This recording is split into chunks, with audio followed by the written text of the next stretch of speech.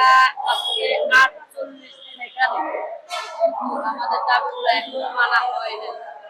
আমাদের ফাইলপত্র দ্বিতীয় অফিসে, সচিবালয়, মন্ত্রণালয় আমাদের ফাইলপত্র নিয়ে কাজ করতেছে। যখন আমরা ৪-৫ দিন পরে যাই যে স্যার আমাদের কাজগুলো প্রতিমতা হইতে পারছে না, বলতেছে তোমাদের কাজটা হবে, আমরা আশাবাদী তোমরা পাবা।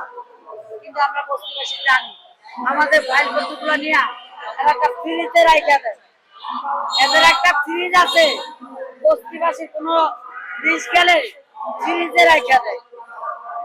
আমাদের দাবিগুলো যদি 2 দিনের ভিতরে না মানা হয়, আমরা 28 তারিখে হরতাল ঘোষণা দিচ্ছি। সকল বস্তিবাসী, আমরা বস্তিবাসী আমরা নাগরিক হিসাবে হরতাল পালন করতে পারি। আমাদের হরতালে কি হবে সেটাও আমরা জানি। আমাদেরকে মারবে, হ্যাঁ, আমাদের লাশ রাজপথে থাকবে, কিন্তু আমরা ভয়তে পিছু হব না। আমাদের লাশ রাজপথে থাকবে। এর দায় দিবে কে? সরকার। এর দায় দিবে কে?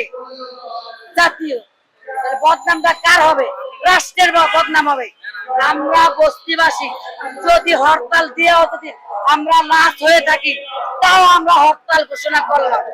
আমাদের দাবিগুলা যদি 2 দিনে না মানা হয়, আমরা হরতাল মানবো, রাজপথে থাকবো, এবং কি একটি অটো রিক্সা চলতে দিব না। তাতে আমাদের লাশ হবে, হোক না লাশ, এর জবাব কে দিবে? সরকার, রাষ্ট্র। আমরা বস্তিবাসীর জবাব চাবো। আমাদের দাবিগুলো যদি 2 দিনে না মানা হয়, আমরা রাজপথে থাকবো। আমরা মরণকে ভয় পাই না, আর পাবো না। আমরা রাজপথে থেকে আমাদের হিসাব আমরা বুঝে নিব। আমাদের বুকে রক্ত আছে, আমরা রক্ত দিব, 24 আরো দিব।